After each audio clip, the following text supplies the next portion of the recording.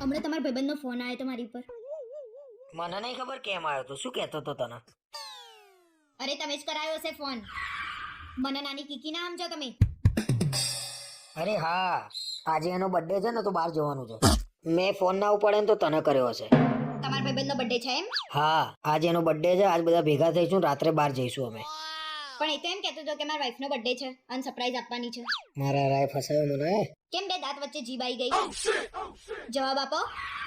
આજ તો બકરી ડબ્બામાં આવી ગઈ છે. અરે એના વાઈફનો બર્થડે છે. મને એમ કે એનો બર્થડે હશે. એને મને કીધું જ નહીં કોનો બર્થડે છે. હા, એના વાઈફનો બર્થડે છે. હજી સાચું બોલો, શરમ નહીં આવતી? તમારા ભાઈબંધે જુઠ્ઠો તમાર જેવો. અને મને તો એમ કહેતો હતો કે મારા ક્લાસના ભાઈબંધનો બર્થડે છે એમ. પણ તું શું લેવા મને ખોટું ખોટું કહું છું?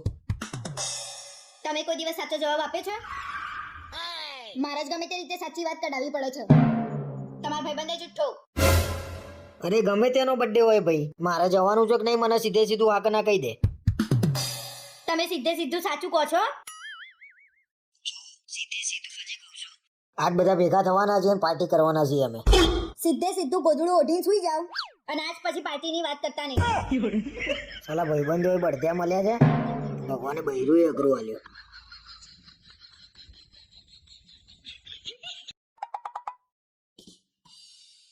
ઓ બા, અરે શું થયું? શું કરીને આયા પાછા તમે? બહુ દુઃખ છે, રહેવાતું નહીં. જીવ જતો રે એવું દુઃખ છે. જીવ જતો રહે ને પહેલા કહો કે શું કરીને આયા છો એમ. અરે મેં એકલાએ તિજોરી ખસેડી ને, બહુ દુઃખ છે. તો તમે એકલાએ કેમ તિજોરી ખસેડી? અને કોની તિજોરી ખસેડી આયા છો? બહાર બેઠો તો રિયા ભાભીએ બૂમ પાડી કે તિજોરી ખસેડી આપશો. એટલે તમે દોડ્યા છો શક્તિમાન. અને તમે ભોગવો ને એ લાયક ના જ છો. ભાઈ તિજોરી ખસેડી આલી એમાં શું ભોગવવાનું? અને તિજોરી ખસેડી આલી એ ગુનો છે? તિજોરી ખસેડી એ ગુનો નહીં, પણ રિયા ભાભીની તિજોરી ખસેડી ને એ ગુનો છે. આટલું બધું દુઃખ છે ને તું મારી જોડે ઝઘડો કરું છું. અરે તો શું લેવા દોડ્યા તા બાહુબલી? જા રિયા ભાભીને બોલ્યા આવો કમર દબાવા. આહા, જોરદાર મોકો મળ્યો. બહુ દુઃખ છે, રહેવાતું નહીં. ફોન કરી રિયા ભાભીને. જોયું? આટલું દુઃખ છે ને તોય આટલા દુઃખમાં આ માણસ મોકો ગોતો છે. અરે તે કીધું રિયા ભાભીને ફોન કરો, કમર દબાઈ આપશે એટલે મેં કીધું. પછી તું કહું છું મારી વાત નહીં માનતા. તમારા કામ જ એવા છે ને, આના કરતા તો તિજોરી પડી હોત ને તમારી પર તો સારું હતું. તો રિયા ભાભી ઊંચો કરીને દવાખાને લઈ જાત.